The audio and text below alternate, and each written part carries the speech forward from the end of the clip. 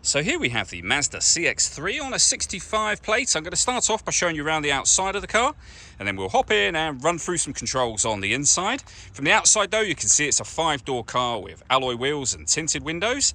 Let's start off inside the boot and then work our way around the rest of the car from there.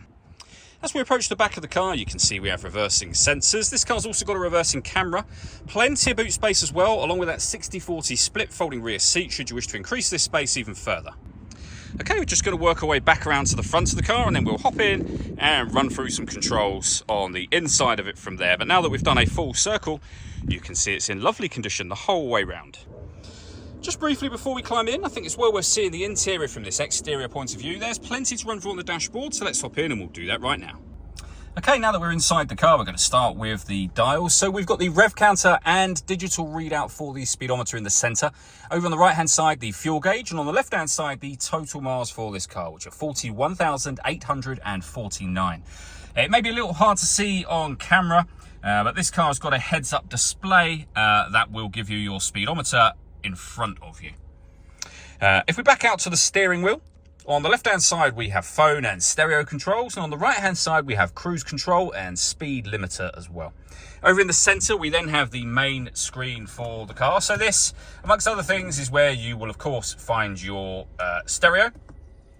So we've got our DAB radio, as you can see, and a list of stations available there.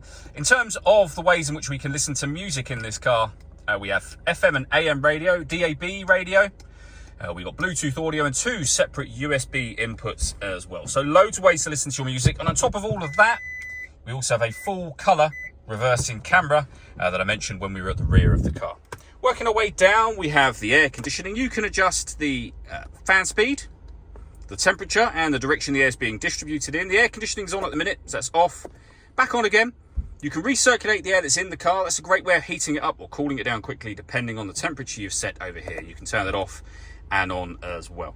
If we turn this to auto, the car will take control of the fan speed to match the temperature you've asked for here. Similarly, it'll do the same for the direction of the air as well, and you can override that whenever you wish to. We have a CD player, 2 USB inputs and our auxiliary input, a 12-volt charging socket, your 6-speed manual gearbox, and down here the controls for the main screen.